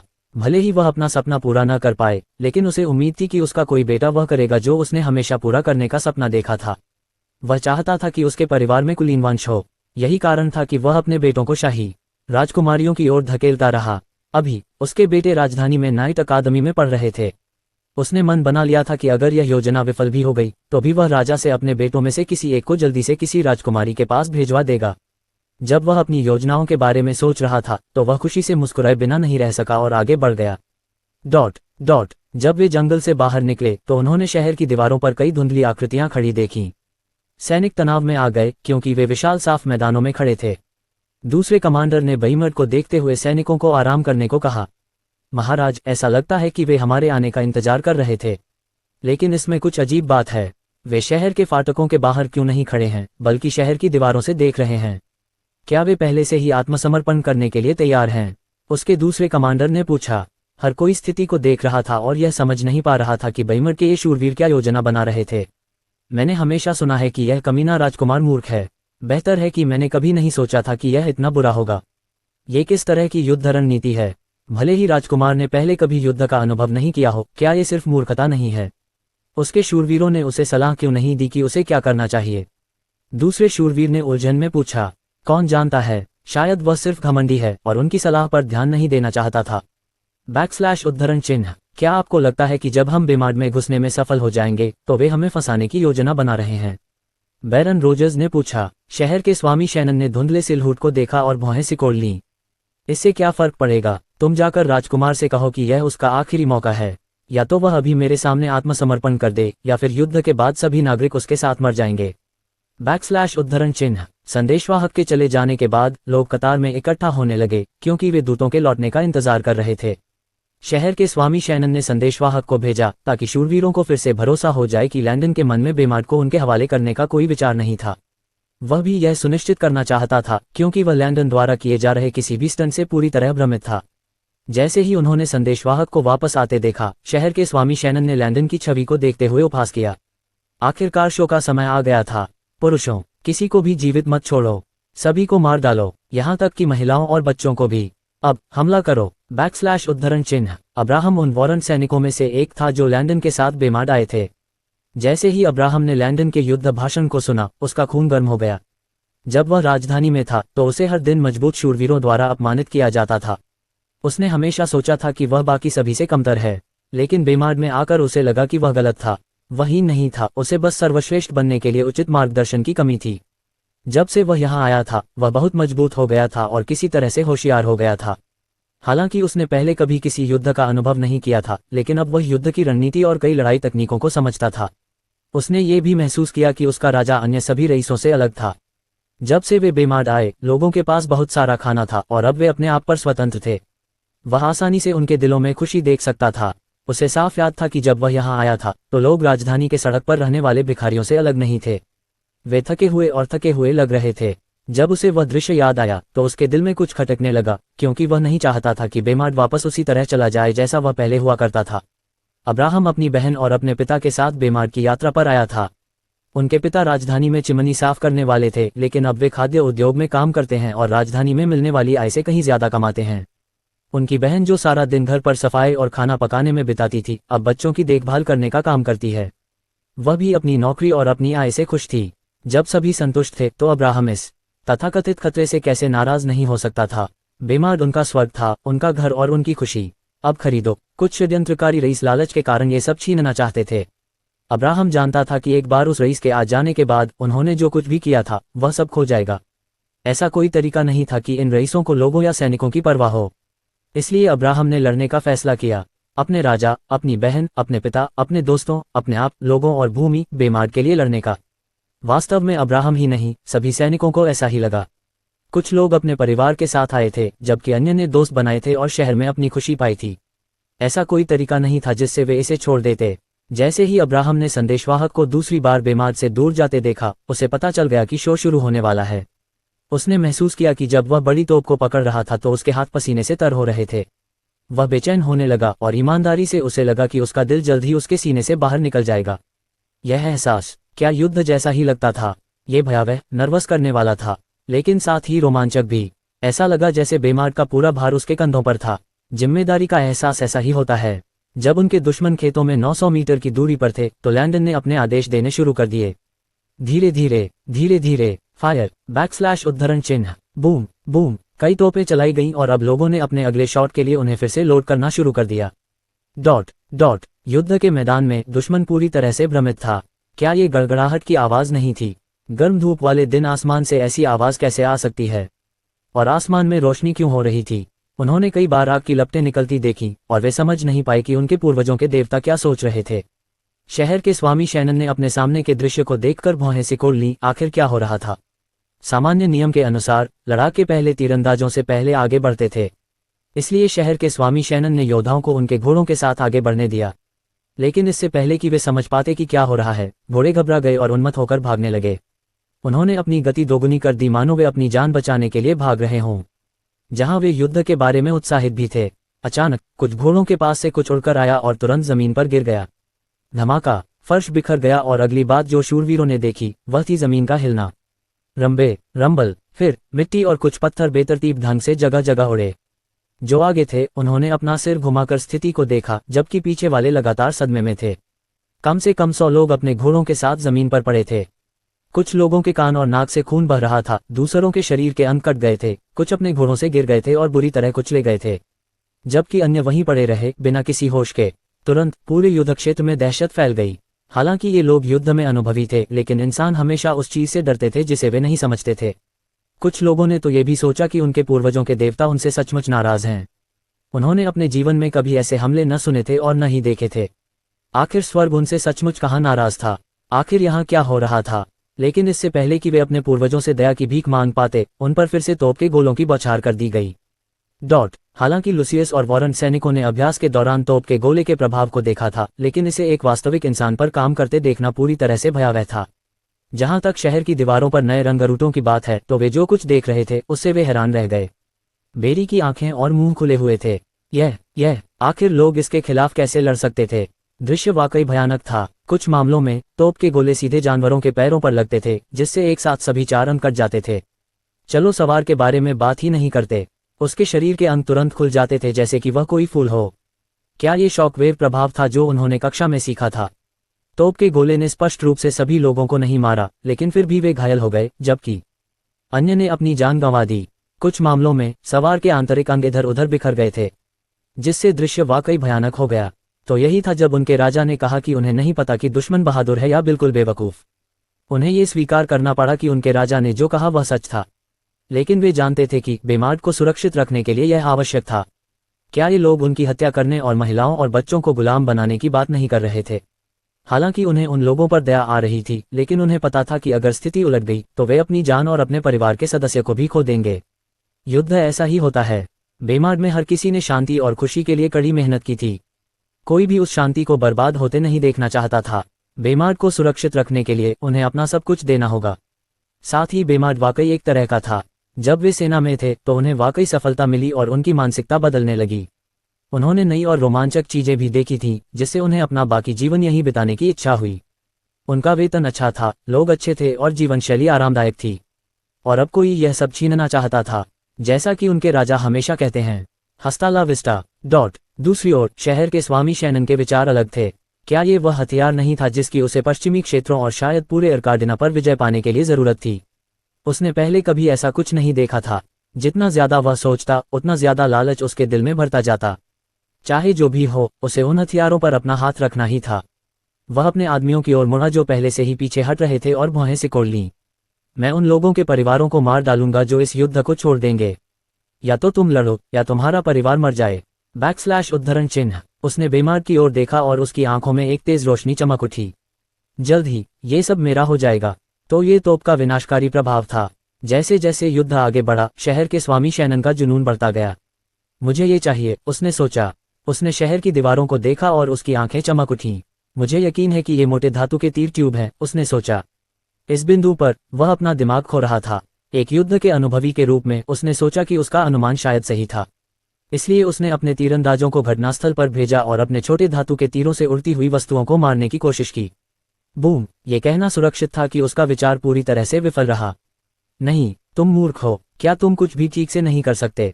जैसे ही उसने दृश्य को देखा, उसके चेहरे का रंग धीरे धीरे फीका पड़ गया। उसके तीरंदाज अजीब उड़ती हुई वस्तुओं से उड़ गए थे। एक पल की खामोशी के बाद उसने हंसते हुए अपने सिर के बाल खींचने शुरू कर दिए। हा, शानदार, मुझे उन्हें लेना ही होगा, वह पागलों की तरह चिल्लाया। इस समय उसके शूरवीरों के लिए उसे देखते रहना मुश्किल था। उनकी नज़र में वह एक जानलेवा पागल लग रहा था। वह वास्तव में ऐसा लग रहा था जैसे उसे नरक से आए किसी राक्षस ने अपने वश में कर लिया हो। क्या यह अभी भी उनका स्वामी था जिसके प्रति उन्होंने निष्ठा की शपथ ली थी? अब 2 घंटे से थोड़ा ज्यादा हो गया था। नए भर्ती हुए सैनिक वास्तव में इस बात से हैरान थे कि युद्ध किस तरह चल रहा था। उन्हें लगा कि उनके राजा ने युद्ध के एक नए युग की शुरुआत की है। इस तरह की शक्ति वास्तव में भयावह थी, क्योंकि उन्हें लगा कि कोई भी व्यक्ति इतनी आसानी से बेमार्ड पर सफलतापूर्वक विजय प्राप्त नहीं कर सकता। उनके 85% दुश्मन मर चुके थे, जबकि 5% गंभीर रूप से घायल थे। बाकी 10% अभी भी अपनी जान के लिए गंभीर रूप से लड़ रहे थे। युद्ध के मैदान में वापस आकर दुश्मन की सेना पूरी तरह से नष्ट हो चुकी थी और इधर उधर भाग रहे शूरवीर और भी दयनीय थे। वे चिल्लाने लगे और चिल्लाने लगे क्योंकि वे और भी भ्रमित हो गए थे। बूम! एक और तोप बैरन रोजर्स के बहुत करीब आकर गिरी थी। मैं सुन नहीं सकता, मैं सुन नहीं सकता, मेरी मदद करो, कृपया मेरी मदद करो। क्या हो रहा है? बैरन रोजर्स चिल्लाया और गोल गोल भागा। तोप के झटके के कारण उसकी यह स्थिति हो गई थी। उसके कानों से लगातार खून बह रहा था। बैरन रोजर्स ने पीछे मुड़कर पीछे हटने की कोशिश की। लेकिन जब सिटी लॉर्ड शैनन ने ये देखा तो वह दौड़कर आया और जल्दी से अपनी तलवार बैरन रोजर्स पर तान दी। ओह तुम ओहे। दिमाग वाले रोजर्स को यकीन नहीं हुआ कि उसे सिटी लॉर्ड शैनन ने मार दिया है। हालांकि वह सुन नहीं सकता था, लेकिन वह जानता था कि सिटी लॉर्ड शैनन ने उससे कुछ बुरा कहा था। उसने आखिरकार अपनी आंखें बंद कर लीं, क्योंकि वह धीरे धीरे बेहोश हो रहा था। और बस ऐसे ही बैरन रोजर्स की मौत हो गई। कायद सिटी लॉर्ड शैनन ने बैरन रोजर्स के शरीर पर थूकते हुए कहा। जो शूरवीर अभी भी जीवित थे वे दृश्य को देखकर कांप उठे। उनके मन में यह बात बिल्कुल स्पष्ट थी कि मृत्यु ही उनका एकमात्र रास्ता है। दीवारों से ये सब देखने वाले सैनिकों को सिटी लॉर्ड से घृणा होने लगी।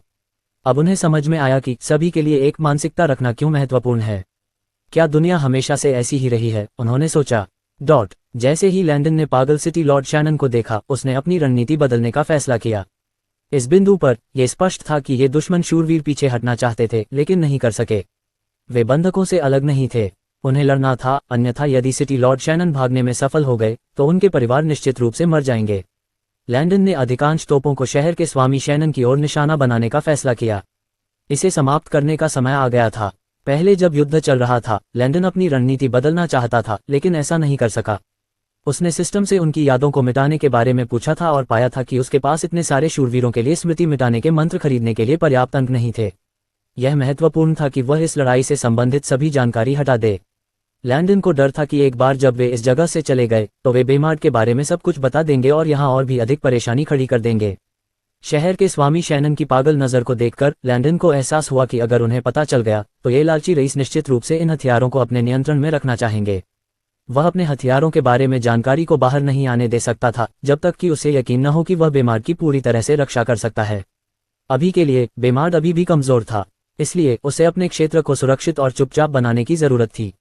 हालांकि उसे इन शूरवीरों पर दया आ रही थी, लेकिन बेमार्ड को सुरक्षित रहने के लिए कम से कम 98% को मरना पड़ा। या तो वे मर गए या लैंडन और उसके लोग मर गए। चूंकि लैंडन उनकी यादों को मिटाने के लिए अपने अंकों का अधिकतम 10% ही इस्तेमाल करने को तैयार था, इसलिए उसे उनकी संख्या पूरी तरह से कम करने की जरूरत थी। जैसे ही लैंडन ने घोड़ों को देखा, उसका दिल भी पसीज गया।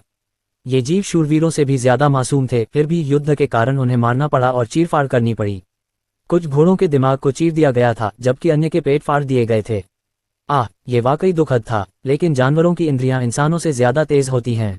लैंडन ने देखा था कि जानवर अपने सवारों को फेंक देते थे और हमले से पहले छिप जाते थे। वर्तमान में 200 शूरवीरों की तुलना में 4000 से ज्यादा घोड़े बिना किसी चोट के बच गए थे। शहर के स्वामी शैनन हैरान थे। समूह दर समूह उनके आदमी मक्खियों की तरह नीचे गिरने लगे। मैं क्यों नहीं जीत सकता? मुझे नहीं लगता कि मैं इस बदमाश से हार जाऊंगा। जब वह पागल कुत्ते की तरह चिल्ला रहा था तो उसे लगा कि कोई चीज बहुत तेजी से उसके पास आ रही है। उसने ऊपर देखा और उसके दिल में गुस्सा भर गया। आओ, मुझे देखने दो कि यह चीज कितनी मजबूत है।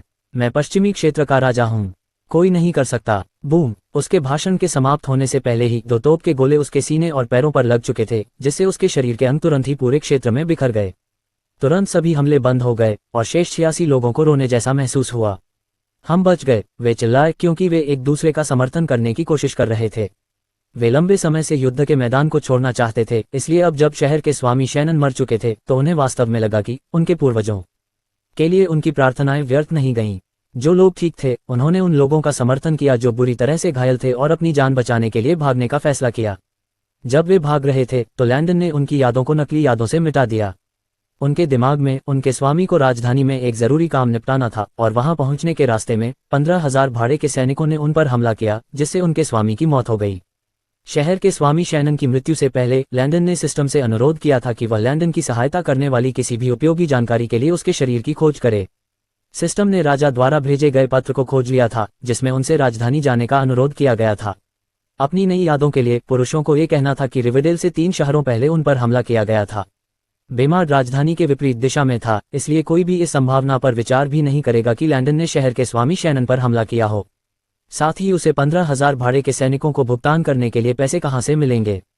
कोई भी कभी भी विश्वास नहीं करेगा कि वह इतना अमीर था। जैसे ही युद्ध समाप्त हुआ, लैंडन ने लाल रंग के खेतों को देखा जो एक जीवंत हरा रंग देते थे। ये युद्ध का उसका पहला अनुभव था।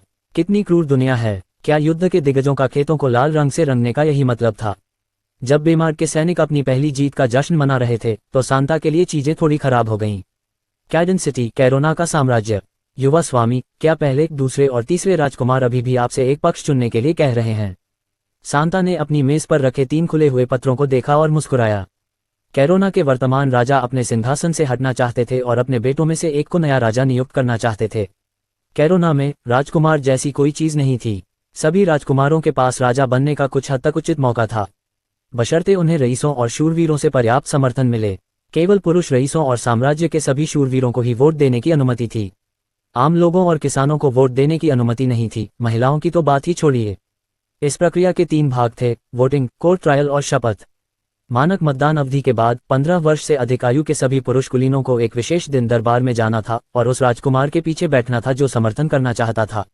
बैठने के बाद सभी राजकुमार अपने भाषणों और अन्य बातों से अधिक लोगों को जीतने की कोशिश करेंगे। अगर किसी को किसी अन्य राजकुमार से प्रेरणा मिलती है तो वे उस राजकुमार के बगल में कुर्सियों पर जाकर बैठ सकते हैं। परीक्षणों के दौरान राजा राजकुमारों से सवाल पूछते थे, जैसे कि वे कैरोना के लिए क्या करेंगे, वे अन्य साम्राज्यों से खतरों से कैसे निपटेंगे इत्यादि। जहां तक शूरवीरों का सवाल है, चूंकि उन्होंने पहली बार मतदान किया था, इसलिए उन्हें इसे फिर से करने की आवश्यकता नहीं होगी। परीक्षणों के बाद सभी राजकुमारों को शपथ लेनी थी, ये सुनिश्चित करते हुए कि उन्होंने जो कुछ भी कहा और वादा किया था वह सब संभव होगा यदि वे राजा बनते हैं। अंत में प्रत्येक राजकुमार के अधीन बैठे लोगों की कुल संख्या को फिर से दर्ज किया जाएगा। अगले 2 दिनों के भीतर राजा अपने मंत्रियों के साथ परिणाम पर चर्चा करेंगे। राजा अपने सभी बेटों की क्षमता और नैतिकता के साथ साथ उन्हें मिले वोटों की संख्या को भी देखता था। ट्रायल के दौरान पूछे गए सभी सवाल उनकी क्षमता और उनके दिल की परीक्षा लेने के लिए थे।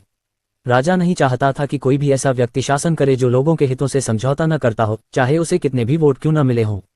उसे किसी ऐसे व्यक्ति की भी जरूरत थी जो अपने दुश्मनों के साथ कुछ हद तक क्रूर भी हो सके। उनकी क्षमता का मूल्यांकन इस बात से भी किया जा सकता था कि उन्होंने अपने भाषणों से कितने लोगों को इकट्ठा किया है। लोगों का मन बदलना कोई आसान काम नहीं था, इसलिए राजा देखना चाहता था कि कितने रईस चले गए या प्रत्येक राजकुमार के पक्ष में शामिल हो गए। नेता होने का मतलब है जनता की राय को प्रभावित करना और नियंत्रित करना जानना। एक कमजोर इच्छाशक्ति वाला राजा आसानी से लोगों के विद्रोह या इससे भी बदतर स्थिति को जन्म दे सकता है।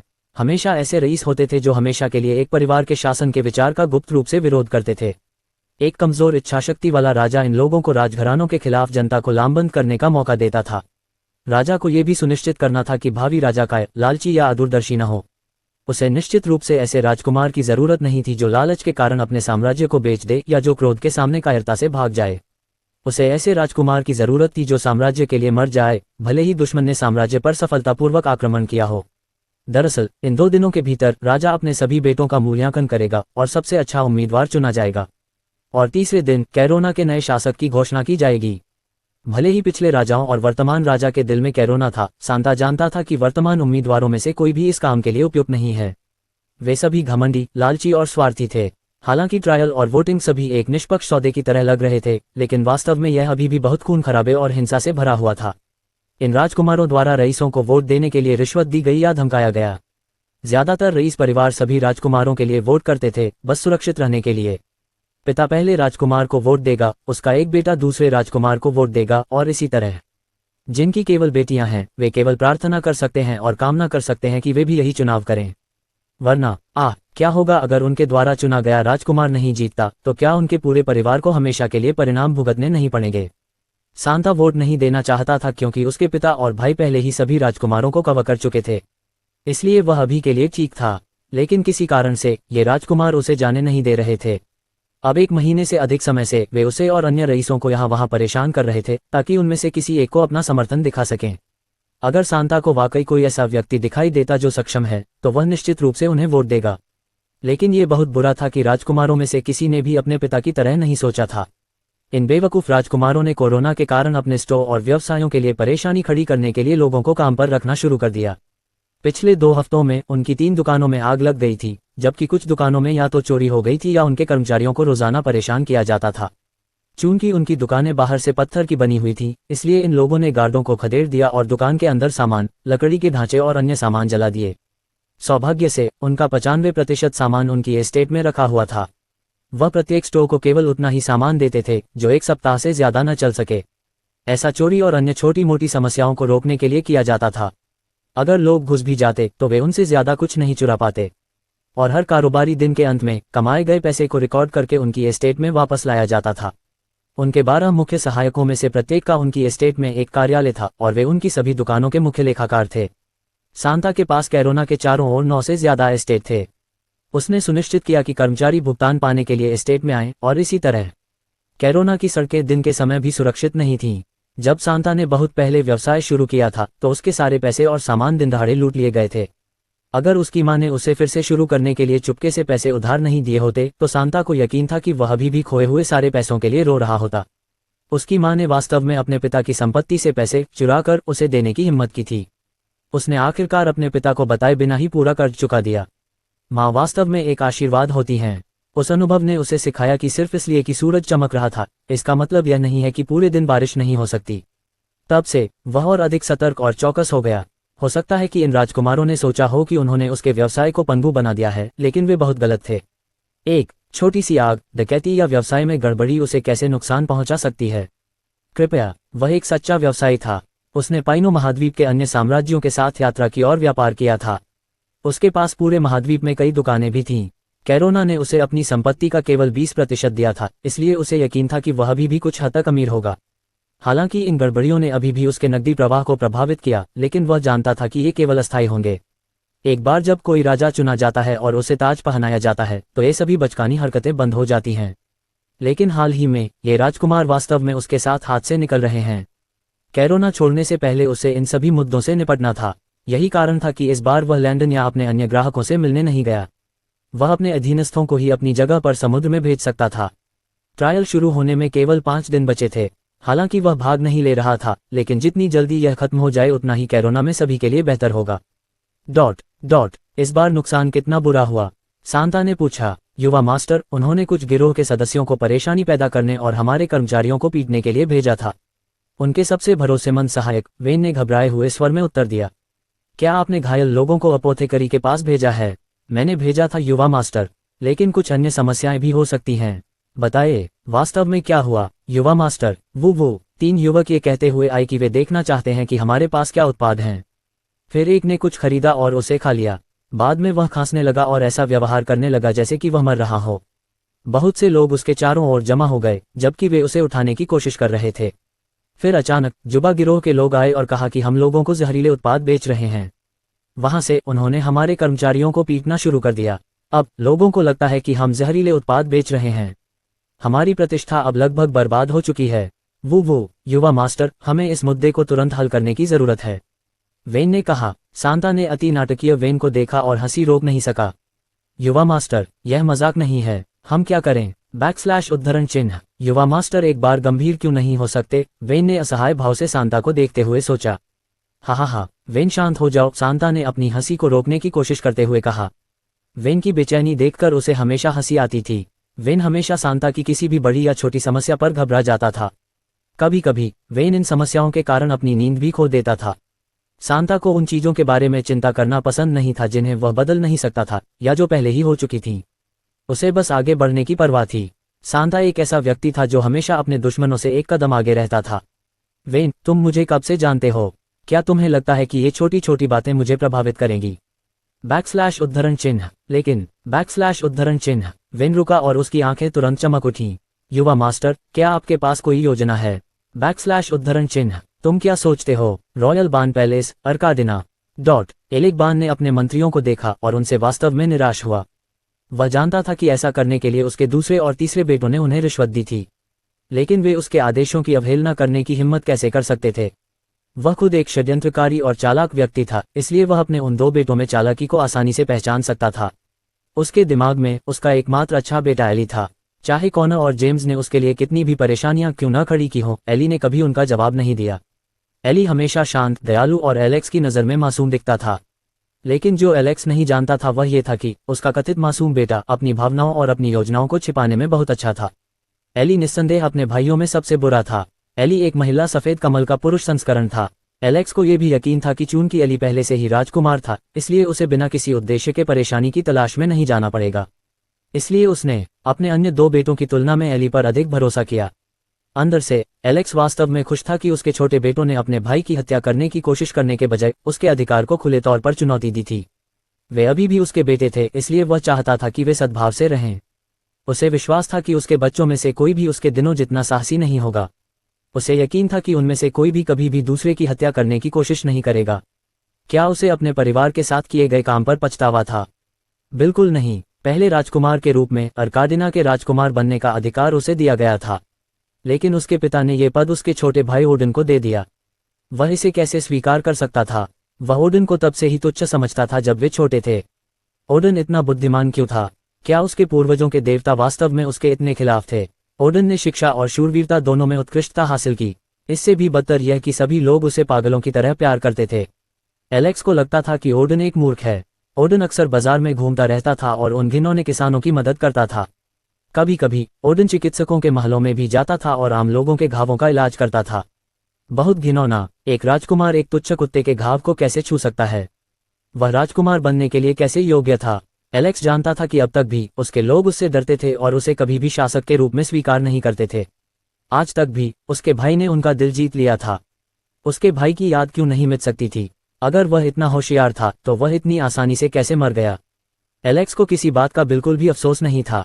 हमेशा ताकतवर की जीत होती थी। दुनिया का यही तरीका है। ओडिन को इतना कमजोर दिल वाला किसने कहा था? टीएस। उसे यही सजा मिली। एलेक को आज भी वह दिन याद है जब उसने अपने पिता और ओडिन को मारा था। ओडिन को मारने के लिए निकलने से ठीक पहले उसने ऑगस्टस की शराब में जहर मिला दिया था। ओडिन को मारने के बाद वह अपने मरते हुए पिता को देखने के लिए घर वापस गया। उसने अपने पिता के मरते हुए चेहरे को देखा और उस पर थूक दिया। उसने बूढ़े आदमी के सामने अपनी गलती स्वीकार की और उसके गले में चाकू भोंककर उसके दर्द को कम करने की पेशकश भी की। ऑगस्टस इतना हैरान था कि वह बोल नहीं पा रहा था। जब उसने एलेक्स को ये कहते सुना कि उसने अभी अभी ओडिन को मारा है तो ऑगस्टस ने अपनी नम आंखें बंद कर लीं और पछतावे के साथ मर गया। एलेक्स ने अपने पिता के चेहरे को देखते हुए हंसी उड़ाई। अंत में वह जीत गया था। वह अर्काडिना का नया शासक होगा। उसके पूर्वजों के कौन से देवता, अगर वे वास्तव में उसके खिलाफ होते तो वे ओडिन और ऑगस्टस को मरने से बचाते। लेकिन चूंकि उन्होंने उसके पिता और भाई को इतनी आसानी से मरने दिया, इसका मतलब था कि उसके पूर्वजों की इच्छा थी कि वह अर्काडिना पर शासन करे। और उस मानसिकता के साथ उसने अपनी हत्याओं की होड़ शुरू कर दी। उस दिन से उसने अपने विरोध करने वाले सभी रईसों को मार डाला और एक सच्चे तानाशाह के रूप में अर्काडिना पर दृढ़ता से शासन किया। उसके शब्द हमेशा कानून थे और कोई भी उन पर सवाल उठाने की हिम्मत नहीं करता था। लेकिन अब उसके मंत्री उसे एली के बारे में अपना विचार बदलने के लिए मजबूर कर रहे थे। सपने देखो, तो कहने का मतलब है कि वे उसके इस फैसले से असहमत थे कि अगला शासक कौन होगा। हे, उसे कहना पड़ा, पिछले महीने में वे वाकई बहुत ज्यादा दुस्साहसी हो गए थे। उसे यह महसूस हो रहा था कि उसकी दूसरी और तीसरी पत्नियों के साथ साथ उसके बेटों का भी इस गड़बड़ी में हाथ है। उसे अपनी पहली पत्नी की इस पूरी चाल के बारे में उसके शांत रवैये के लिए वाकई तारीफ करनी होगी। हालांकि उसके लिए उसका प्यार सदियों पहले ही खत्म हो चुका था, फिर भी वह एली की मां थी। इसलिए उसने एली की वजह से उसे अपना समर्थन दिखाने का फैसला किया। अब जबकि राजा बन बूढ़ा हो चुका था, उसने अपने महल में 3 युवा वेश्याओं को भी शामिल कर लिया था।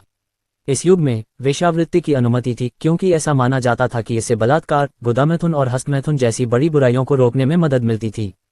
चूंकि ये लड़कियां राजा की पत्नियों के रूप में लेने के लिए बहुत निम्न वर्ग की थीं, इसलिए उसने औषधालय से ऐसी दवाएं बनवाईं जो समय के साथ उन्हें बांझ बना देंगी। बेशक ये महिलाएं राजा ब्रैन की योजनाओं से अनभिज्ञ थीं, इसलिए उनमें से कुछ ने राजा से बेटा पैदा करने का सपना भी देखा था, लेकिन किसने सोचा होगा कि राजा बन उनसे एक कदम आगे निकल जाएंगे। राजा बन अक्सर प्रबंधकों और रसोइयों से उनके खाने पीने की चीजों में ये दवाएं डालने के लिए कहते थे।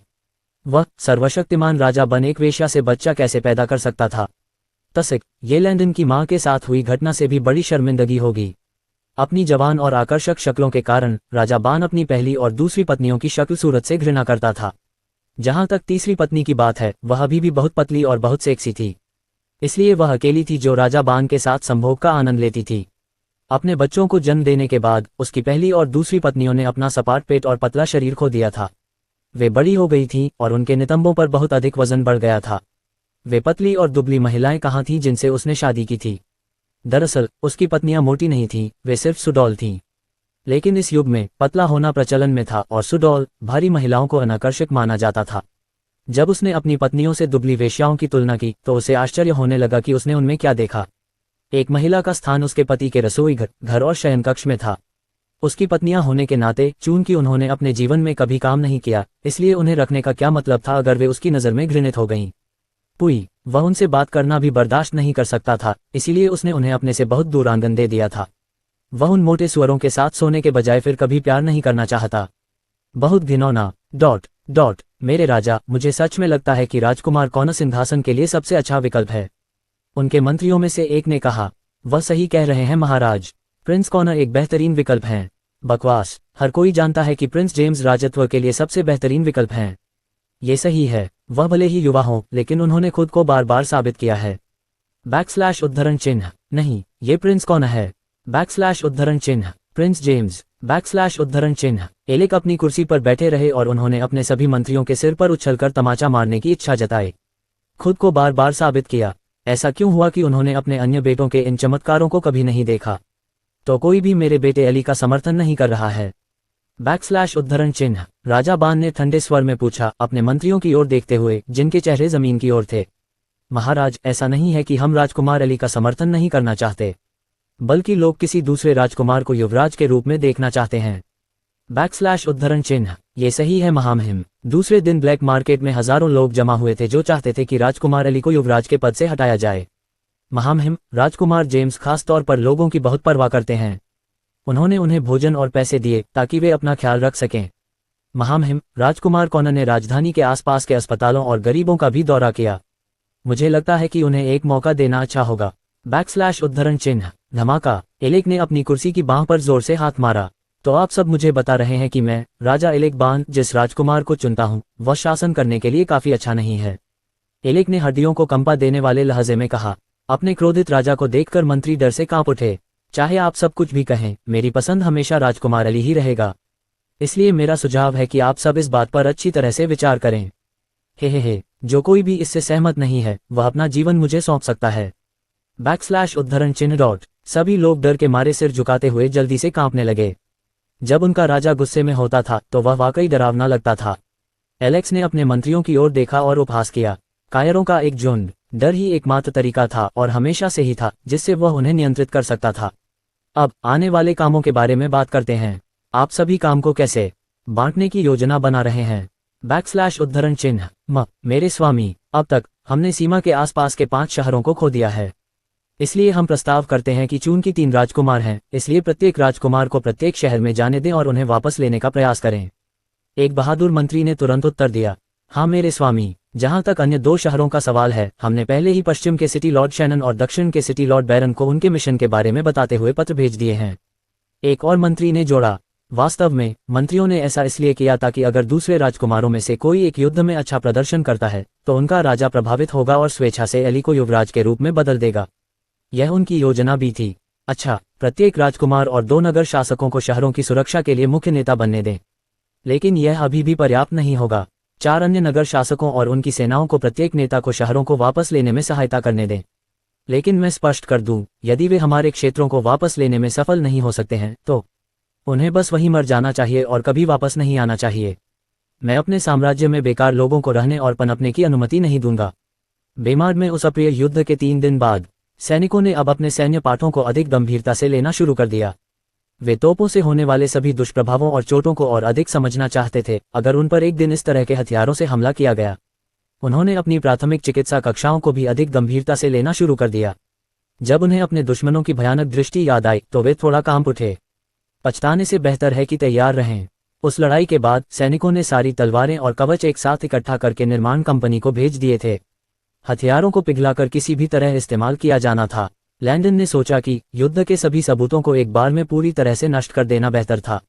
इस युग में ढालों और अन्य हथियारों को उनके क्षेत्रों के आधार पर चिन्हित किया जाता था। अगर पुरुष एक दिन इन हथियारों के साथ चले गए तो लोग आश्चर्य करने लगेंगे कि उन्हें रिवरडेल के हथियार कैसे मिले। इन 3 दिनों के भीतर लैंडन और सैनिक खेतों में गए और चारों ओर पड़े सभी शवों के अंगों को साफ किया। उन्होंने कान, आंखें और शरीर के अन्य अंग उठाए थे, यहाँ तक कि एक पूरा पैर भी खेतों में पड़ा हुआ देखा गया था। लैंडन ने पुरुषों को सभी शरीर के अंगों को इकट्ठा करने और उन्हें एक विशाल अलाव में जलाने के लिए कहा। चूंकि वे दुश्मन के शूरवीर थे इसलिए उन्हें यहाँ दफनाना वर्जित था। इस युग में लोगों का मानना था कि अपने दुश्मन को अपनी जमीन पर दफनाना अभिशाप होगा और भूमि पर दुर्भाग्य लाएगा। चूंकि वे इस तथ्य में विश्वास करते थे कि उनके पूर्वज देवता थे, इसलिए वे ये भी मानते थे कि मृत पुरुष एक दिन शक्तिशाली पूर्वजों में बदल जाएंगे जो बेमार के विकास में बाधा डालेंगे। ये भी माना जाता था कि अगर उन्हें यहाँ दफनाया जाता तो इन पुरुषों में अपनी पत्नियों को बच्चे पैदा करने से रोकने, उनके परिवारों को भयानक बीमारियां देने आदि की शक्ति भी होती। आखिरकार ये पुरुष उनके दुश्मन थे, इसलिए वे आने वाली कई पीढ़ियों तक उनके बच्चों और परिवारों को नहीं छोड़ेंगे। बेशक लैंडन को इस तरह के जादू टोने पर विश्वास नहीं था, लेकिन चूंकि उसके आदमियों को इस पर विश्वास था, इसलिए उसके पास सभी दुश्मन शूरवीरों को जलाने के अलावा कोई विकल्प नहीं था। एक बार जब वे जल गए तो उनकी राख को इकट्ठा किया गया और गाड़ी से बेमाद से दूर ले जाया गया और रिवरडेल शहर के करीब फेंक दिया गया। पुरुषों ने रिवरडेल के सबसे नजदीकी जंगल में गुप्त रूप से एक बड़ा गड्ढा खोदा था और राख को जमीन में दबा दिया था। जाने से पहले उन्होंने वैगन को भी जला दिया और वैगन की राख को भी जमीन में दबा दिया। ऐसा इसलिए किया गया क्योंकि उन्हें डर था कि कोई इस वैगन का इस्तेमाल करके एक दिन बेमाड में घुस सकता है। साथ ही चूंकि मृत शूरवीरों की राख के कुछ निशान अभी भी वैगन पर थे, इसलिए एकमात्र विकल्प उस मादरचोद को जला देना था। उन्होंने राख को दफना दिया था क्योंकि उन्हें डर था कि हवा इन राख को मीलों दूर बेमाड में सफलतापूर्वक उड़ा सकती है। लोगों ने कहा था कि बेमाड की बजाय रिवरडेल में मृत शूरवीरों का रहना बेहतर था। लैंडन अवाक रह गया। उसके सैनिकों ने वाकई जेम्स बॉन्ड स्टंट किया था सिर्फ इस वजह से। क्या वे अपने कौशल का इस्तेमाल किसी बेहतर चीज के लिए नहीं कर सकते?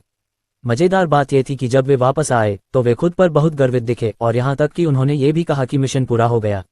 आखिर किसने तुम्हें ऐसा मिशन दिया? क्या मैंने तुम लोगों को दुश्मनों के जंगल क्षेत्र में चुपके से जाने के लिए कहा था? और बेमाद से 2.5 घंटे की दूरी पर हवा राख कैसे उड़ाएगी? क्या तुम लोग कुछ ज्यादा ही चिंतित नहीं हो रहे हो? जब उसने उनके चेहरों पर गर्व के भाव देखे तो उसे समझ नहीं आया कि हंसे या रोए। ये सब पूर्वजों की वजह से। सच में उसके सैनिक राख को समुद्र में फेंकना भी नहीं चाहते थे क्योंकि उन्हें डर था कि लहरें राख को वापस सतह पर ले आएंगी। और दुश्मनों की राख के बारे में एक और हास्यास्पद कहानी थी जो समुद्र को छूती थी, जिससे लैंडन तंग आ चुका था। इस बिंदु पर लैंडन को उनसे कोई मतलब नहीं रह गया। एक बार जब शवों को सफलतापूर्वक हटा दिया गया तो मैदान के उन हिस्सों को मिट्टी, कुचले हुए पत्थरों और घास से भर दिया गया। जहां तक खून की बात है, लैंडन ने बहुत सारे ल्यूमिनॉल रसायनों को थोड़े पानी के साथ मिलाया था और पूरे खेत में इस मिश्रण का छिड़काव किया था। ल्यूमिनॉल का इस्तेमाल हमेशा धरती पर अपराध की जांच के लिए किया जाता था। ये खून के सभी दागों को अच्छी तरह से हटाने के लिए एकदम सही रसायन था। घने लाल रंग के खेत जो कभी ऐसे दिखते थे जैसे किसी ने उन पर केचप की बड़ी बोतल छिड़क दी हो, अब फिर से हरे भरे दिख रहे थे। युद्ध के सभी सबूत सफलतापूर्वक हटा दिए गए थे। सौभाग्य से कोई भी कभी भी बीमार नहीं गया था, इसलिए उन्होंने पकड़े जाने के डर के बिना आसानी से सारा काम पूरा कर लिया। सफाई की प्रक्रिया के दौरान पुरुषों ने शूरवीरों की जेबों और जमीन से बहुत सारे सिक्के बरामद किए थे। सिक्के 21,000 सोने के सिक्कों के बराबर थे। लैंडन ने उन वारंट सैनिकों के बीच सिक्के वितरित किए जिन्होंने युद्ध में भाग लिया था और जो सफाई के काम में सहायता करते थे। लैंडन को लगा कि यह सबसे अच्छा था। शुरू में पैसा उनका था क्योंकि अंत में सारा काम उन्होंने ही किया। घोड़ों के लिए जो मर गए थे उन्हें खाद्य उद्योग में भेज दिया गया ताकि उन्हें साफ किया जा सके और नागरिकों को मांस के रूप में बेचा जा सके। बेशक उसने सेना और स्कूलों को कुछ मांस मुफ्त भेजा, सैनिकों द्वारा हाल ही में लड़े गए युद्ध के कारण। और अरे, बच्चों को किसी भी चीज के लिए भुगतान क्यों करना चाहिए? उन्होंने 4319 घोड़े भी बरामद किए थे जिन्हें उन्होंने जल्दी से ऊपरी क्षेत्र के अस्तबल में भेज दिया। लैंडन ने भविष्य में और अधिक अस्तबल लड़कों या जानवरों की देखभाल करने वालों को जोड़ने के लिए पहले से ही एक मानसिक नोट बना लिया था। ये देखभाल करने वाले घोड़ों के अलावा अन्य जानवरों की देखभाल करेंगे, इसलिए उनकी संख्या बढ़ाना एक अच्छा विचार था। अभी चूंकि वहां केवल 12 अस्तबल लड़के थे, इसलिए उनके पास वास्तव में कम कर्मचारी थे। 4319 घोड़ों के जुड़ने के साथ बेमार के पास अब 6890 घोड़े थे। लैंडन ने अस्तबल लड़कों से कहा कि वे अगले महीने तक रुकें, उसके बाद वह उनकी सहायता के लिए और लोगों को जोड़ेगा। बस एक और सप्ताह, अस्तबल लड़कों ने सोचा। चूंकि वह सफाई के लिए गया था, इसलिए लैंडन ने अपनी डेट की तैयारी करने का फैसला किया। उसे 3 दिन पहले लूसी के साथ डेट पर जाना था, लेकिन इस युद्ध ने उसकी योजना को बर्बाद कर दिया। जब लूसी को उस दिन युद्ध के बारे में पता चला तो वह इतनी हैरान हुई कि वह तारीख के बारे में भूल गई। युद्ध कब हुआ, वह इसके बारे में कुछ भी क्यों नहीं जानती थी। आमतौर पर केंद्रीय क्षेत्रों के नागरिक नियमित रूप से तोपों की आवाज सुनते थे, इसलिए उन्हें लगा कि यह सिर्फ अभ्यास के लिए है। निचले क्षेत्रों के लोग एक भी चीज नहीं सुन सकते थे, इसलिए वे ठीक थे। ऊपरी क्षेत्र में रहने वाली लूसी के लिए आमतौर पर शूरवीर ऊपरी क्षेत्रों में अभ्यास करते थे, लेकिन चूंकि युद्ध केंद्रीय क्षेत्र के गेट पर हुआ था, इसलिए वह लगभग एक भी चीज नहीं सुन सकती थी। उसने अपना पूरा दिन शांतिपूर्वक शिक्षण में बिताया था, इसलिए उसे किसी युद्ध के बारे में कैसे पता होगा। लूसी को बेचैनी होने लगी। क्या दुश्मन बदला लेने के लिए वापस आएंगे? क्या वे उसकी खुशी को ऐसे ही नष्ट करना चाहेंगे? उसे क्या करना चाहिए? क्या होगा अगर लैंडन द्वारा छोड़े गए लोग सुदृढ़ीकरण के साथ वापस आ जाएं? लैंडन ने उसे बार बार यह समझाते हुए स्थिति को बहुत सावधानी से समझाया कि बेमार ठीक हो जाएगा। कम से कम 10 बार आश्वस्त होने के बाद ही लूसी शांत हुई। आमतौर पर लैंडन नाश्ते के समय या रात को वापस आने पर लूसी से मिलता था। वे रोजाना 2-3 घंटे बातें करते और हंसते हुए बिताते थे। कई बार वह उसे बेमार के आसपास भी देखता था। लैंडन समझ गया कि उसे भी कोई काम करना है।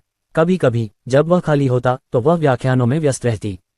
उसे ऐसा लगता था कि वह किसी विश्वविद्यालय की व्याख्याता से शादी कर रहा है। वह स्कूल जल्दी आती, पढ़ाती, शोध करती, पढ़ती और कभी कभी स्कूल में 8 या 9 बजे तक रुकती। यहाँ तक कि जब लैंडन ने पूछा कि क्या लूसी चाहती है कि उसकी कक्षाएं कम हो जाएं, तो उसने दृढ़ता से मना कर दिया, ये कहते हुए कि इसके बिना वह खालीपन महसूस करेगी। यह अब उसके जीवन का अभिन्न अंग बन गया था। उसके छात्र उसे सम्मान की दृष्टि से देखते थे और जब वे उसे बेमार्ट के आसपास देखते तो उसका अभिवादन करते और उसे बताते कि वे उसकी कक्षाओं की कितनी सराहना करते हैं। ऐसा कोई तरीका नहीं था जिससे वह उपलब्धि की इस भावना को छोड़ सके।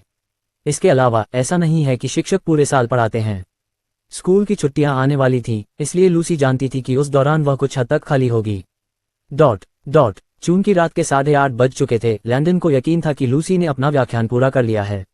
वह ट्यूलिप के एक गुच्छे के साथ उसकी कक्षा के बाहर इंतजार कर रहा था, जिसे उसने अपने महल के बगीचे से चुराया था। लैंडन का मतलब चुराया था, क्योंकि जब भी वह बगीचे से कोई फूल तोड़ना चाहता था तो 3 मस्कटियर, बूढ़ा आदमी विलो और उसके दोस्त उसे यहाँ वहाँ परेशान करते थे। वे कहते रहे कि उन्हें उनकी अनुमति के बिना फूलों को छूने का कोई अधिकार नहीं है। लैंडन वास्तव में उन 3 बूढ़े दादाओं के सामने असहाय था। उसे अपने बगीचे में फूलों को छूने का अधिकार कैसे नहीं हो सकता था? क्या इसका कोई मतलब था? मजेदार बात यह है कि उन्होंने उसे बदमाश कहना बंद कर दिया था और उसे सन्नी बॉय कहना शुरू कर दिया था। लैंडन ने उसकी कक्षा समाप्त होने का इंतजार किया। उसने उसे देखा और मुस्कुराया। आखिरकार कक्षा समाप्त हो गई। जब लैंडन को यकीन हो गया कि उसकी कक्षा में अब कोई छात्र नहीं है, तो वह ट्यूलिप का गुलदस्ता पकड़े हुए अंदर चला आया और उसे तुरंत आश्चर्यचकित कर दिया। भाई लैंडन, तुम यहाँ कब आए?